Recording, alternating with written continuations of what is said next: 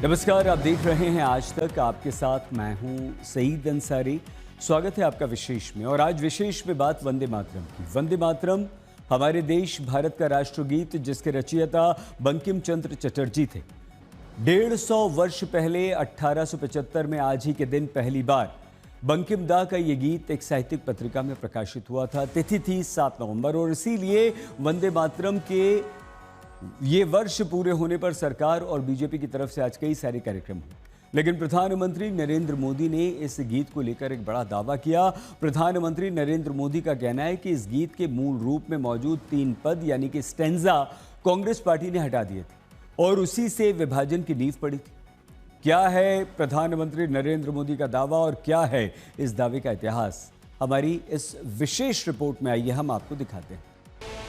150 वर्षों के बाद भी वंदे मातरम पर विवाद क्यों हो रहा है? 1937 में कांग्रेस ने वंदे मातरम का एक हिस्सा क्यों हटाया था? क्या मोहम्मद अली जिन्ना के कहने पर कांग्रेस ने वंदे मातरम का पैरा हटाया था? वंदे मातरम को तोड़ दिया गया था, उसके टुकड़े किए गए थे। प्रधानमंत्री नरेंद्र मोदी ने यह दावा तब किया है जब आज ही के दिन राष्ट्रगीत वंदे मातरम को 150 वर्ष पूरे हुए हैं।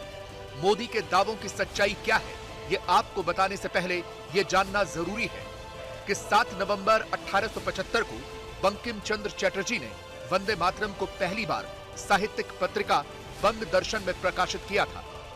फिर 1896 में भारतीय राष्ट्रीय कांग्रेस के अधिवेशन में रविंद्रनाथ टैगोर ने मंच पर वंदे मातरम गाया।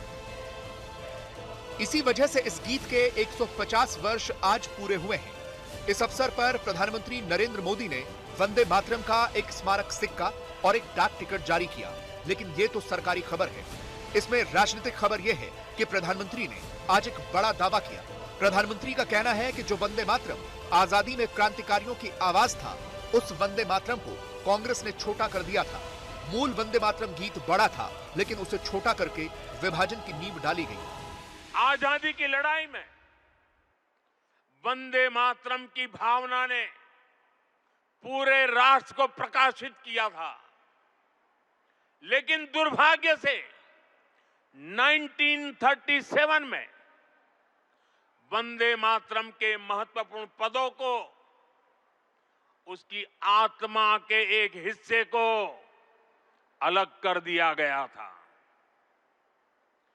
वंदे मातरम को तोड़ दिया गया था, उसके टुकड़े किए गए थे।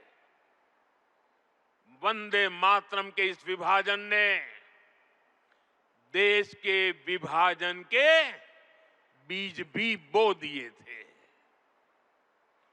राष्ट्र निर्माण का ये महामंत्र, इसके साथ ये अन्याय क्यों हुआ, ये आज की पीढ़ी को भी जानना जरूरी है। क्योंकि वही विभाजनकारी सोच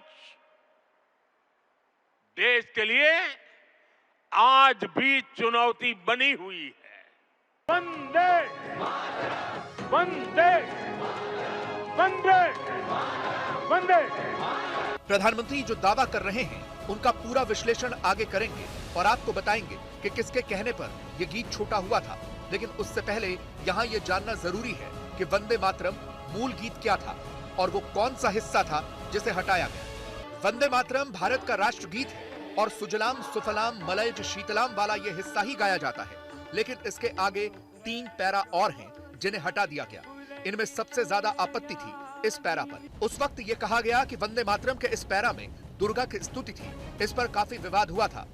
कांग्रेस के अध्यक्ष रहे मौलाना मोहम्मद अली जौहर ने पहली बार वंदे मातरम गीत पर सवाल उठाए थे। कांग्रेस के 1923 में हुए अधिवेशन में महान शास्त्रीय गायक विष्णु दिगंबर पुलस्कर ने इस गीत को गाया था। तब मौलाना जौहर ने इसे रोकने की कोशिश की थी और यहीं से वंदे मातरम को लेकर विवाद शुरू हुआ। आज भी मुस्लिम वंदे मातरम को गाने से इनकार करते हैं, जिस पर लगातार विवाद होता है। लेकिन यह विवाद कोई नया नहीं है। उस दौर में मुसलमान लगातार वंदे मातरम का विरोध कर रहे थे। इसमें सबसे आगे थे मोहम्मद अली जिन्ना, जो बाद में पाकिस्तान के संस्थापक बने। साल 1937 में कांग्रेस ने मुस्लिम लीग और मोहम्मद अली जिन्ना के विरोध के बाद वंदे मातरम से कुछ हिस्सा हटाने का फैसला लिया। पंडित नेहरू के नेतृत्व में कलकत्ता में 26 अक्टूबर 1937 को कांग्रेस वर्किंग कमेटी की एक बैठक हुई थी और उसके बाद यह बयान जारी किया गया था। इसमें कहा गया कि वर्किंग कमेटी को लगता है कि इस गीत के पहले 2 स्टैंजा यानी कि पदों को राष्ट्रीय आंदोलन से अलग करना बहुत मुश्किल है। इन पदों में ऐसा कुछ भी नहीं है कि किसी को भी आपत्ति हो, लेकिन इस गीत के बाकी पद कम लोकप्रिय हैं और उन्हें शायद ही कभी गाया गया है। ये पद एक धार्मिक विचार भी बताते हैं जो भारत के दूसरे धर्मों के विचार नहीं हो सकते। इसलिए यह कमेटी इस गीत के कुछ हिस्सों पर मुस्लिम मित्रों द्वारा उठाई गई आपत्तियों को सही पाती है और ये कमेटी सिफारिश करती है कि आगे नेशनल गैदरिंग में इस गीत के सिर्फ पहले 2 पद ही गाए जाएं। इस फैसले का विरोध भी हुआ था, लेकिन इसे अनसुना कर दिया गया। राष्ट्रगीत के जिस हिस्से को हटाया गया था उसमें मां दुर्गा की स्तुति थी, जिस पर मुस्लिम नेताओं की आपत्ति थी। जिन पदों को हटाया गया उन्हें प्रधानमंत्री नरेंद्र मोदी दूसरी नजरों से देखते हैं। मोदी का कहना है कि इस गीत की आत्मा तो इन्हीं पदों में थी जिन्हें हटाया गया। बंकिम बाबू के पूरे मूल गीत की पंक्तियां हैं, तम ही दुर्गा 10 प्रहरण धारिणी, कमला कमल दल विहारिणी, वाणी विद्यादायिनी, नमामि त्वम नमामि कमलाम, अमलाम अतुलाम, सुजलाम सुबलाम, मातरम वंदे मातरम। अर्थात भारत माता विद्यादायिनी सरस्वती भी है, समृद्धि दायिनी लक्ष्मी भी है और अस्त्र शस्त्रों को धारण करने वाली दुर्गा भी है। हमें ऐसे ही राष्ट्र का निर्माण करना है जो ज्ञान, विज्ञान और टेक्नोलॉजी में शीर्ष पर हो, जो विद्या और विज्ञान की ताकत से समृद्धि के पर शीर्ष पर हो। प्रकट के बोलिए वंदे। यानी वंदे मातरम का यह विरोध नया नहीं है, बहुत पुराना है। और हैरानी की बात यह है कि जिस पैरा पर उस वक्त के मुस्लिम नेता तैयार हो गए थे, आज के नेता तो उसका भी विरोध करते हैं, आज तक विरोध है। तो वंदे मातरम का जो विरोध आज से करीब 100 वर्ष पहले शुरू हुआ था, दुर्भाग्य से वो आज भी जारी है। वंदे मातरम का विरोध करने वालों ने पाकिस्तान बनाने में सबसे अधिक महत्वपूर्ण भूमिका निभाई और इसीलिए प्रधानमंत्री नरेंद्र मोदी कह रहे हैं कि इसी गीत ने विभाजन की नींव रखी। लेकिन यही सोच तो आज भी जारी है। जिन्ना और जिन्ना की सोच ने वंदे मातरम से वो महत्वपूर्ण स्टैंजा हटवा दिया था, लेकिन आज वंदे मातरम का विरोध करने वाले तो ये किसी भी रूप में स्वीकार नहीं कर रहे। वंदे वंदे वंदे वंदे वंदे। नरेंद्र मोदी तो पहले भी अपने भाषणों में अक्सर वंदे मातरम कहते रहे हैं। वो भाषण की शुरुआत भी वंदे मातरम से करते हैं और खत्म भी वंदे मातरम कहकर ही करते हैं। लेकिन वंदे मातरम को लेकर लगातार कंट्रोवर्सी भी होती रहती है और अब तो यह साफ हो गया है कि यह विवाद भी कोई नया नहीं है। करीब पिछले 100 सालों से वंदे मातरम पर देश का एक वर्ग सवाल उठाता रहा है, जैसे अबू आजमी, मुंबई के समाजवादी पार्टी के नेता, जो लगातार कहते हैं कि वो वंदे मातरम नहीं कहेंगे। बीजेपी भी ऐसे मौकों की तलाश में रहती है। मुंबई में बीजेपी के कार्यकर्ताओं ने उनके घर के बाहर विरोध प्रदर्शन किया। बीजेपी के लोकल नेता हैं मंगल प्रभात लोढ़ा, वो अपने समर्थकों के साथ अबू आजमी के घर पर पहुंच गए प्रदर्शन करने के लिए। असल में मुंबई बीजेपी के अध्यक्ष अमित साटम ने अबू आजमी को पत्र लिखा और कहा कि वंदे मातरम के 150 साल पूरे हो रहे हैं, एक विशेष कार्यक्रम है और उसमें आपको आना है। अबू आजमी ने भी पत्र लिखकर इसका जवाब दिया और कहा कि जिस तरह आप मेरे साथ नमाज नहीं पढ़ सकते, उसी तरह मैं आपके साथ वंदे मातरम नहीं गा सकता। अब इस पर विवाद हो गया, बीजेपी प्रदर्शन करने पहुंच गई। तो जबरदस्ती का प्रोटेस्ट है ना, जबरन किसी को कोई चीज पढ़ाई नहीं जा सकती। जो एक अल्लाह को मानता है, जो अपनी माँ का भी सजदा नहीं करता, वो जमीन का सजदा, सूरज का सजदा नहीं कर सकता। ये इस्लाम में कहा गया है और इस्लाम में सबसे बड़ा गुनाह अल्लाह का शरीक बनाना है। हम उसका अपोज थोड़ी करते हैं, हम तो हमेशा खड़े रहते हैं असेंबली के अंदर, पार्लियामेंट के अंदर, हम उसका सम्मान करते हैं। लेकिन मैं पढ़ नहीं सकता, इसलिए कि मैं अल्लाह की इबादत करता हूँ। मुझे अबू आजमी से वही पूछना है कि वंदे मातरम, क्या आप इस देश को अपना नहीं मानते? क्या आपकी नागरिकत्व इस देश से नहीं है? क्या आप इस देश पे प्रेम नहीं करते? तो ये देश पे प्रेम करने वाला, देश पे वंदन करने वाला की भाषा है, ये वंदे मातरम है। तो इसमें आपत्ति क्या है? आप इसे मजहब से क्यों जोड़ रहे हैं? मुसलमानों के विरोध का मुद्दा यही है कि इस गीत में उपासना है जो वो नहीं कर सकते हैं, और इसी तर्क पर आज प्रधानमंत्री ने भी जवाब दिया।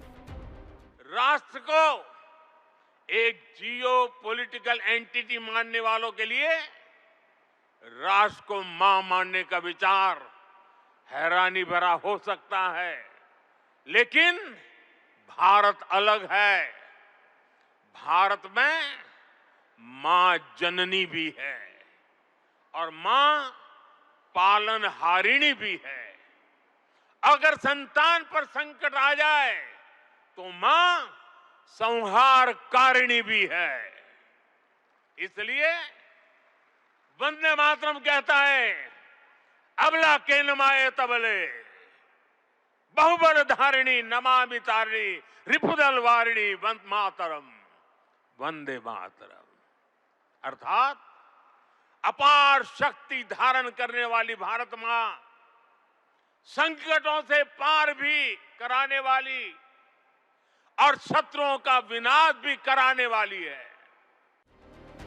वंदे मातरम के 150 वर्ष पूरे होने को बीजेपी ने जश्न का मुद्दा बनाया तो कांग्रेस अध्यक्ष मल्लिकार्जुन खड़गे ने भी एक चिट्ठी लिखी है और आरोप लगाया है कि आरएसएस ने अपनी शाखाओं और बीजेपी ने अपने कार्यालयों में कभी वंदे मातरम नहीं गाया। इसके बजाय वो नमस्ते सदा वत्सले गाते हैं। तो ये कांग्रेस का बीजेपी को जवाब है, लेकिन मोदी की नजर में वंदे मातरम का महत्व दूसरा है। वंदे मातरम की पहली पंक्ति है, सुजलाम सुफलाम मलयज शीतलाम सस्य श्यामलाम मातरम। अर्थात प्रकृति के दिव्य वरदान से सुशोभित हमारी सुजलाम सुफलाम मातृभूमि को नमन। साथियों, यही तो भारत की हजारों साल पुरानी पहचान रही है। आज तक ब्यूरो। विशेष में आज के लिए बस इतना ही। आप प्लीज अपना बहुत ख्याल रखिएगा। देखते रहिए आज तक। आज तक देश का सर्वश्रेष्ठ न्यूज चैनल।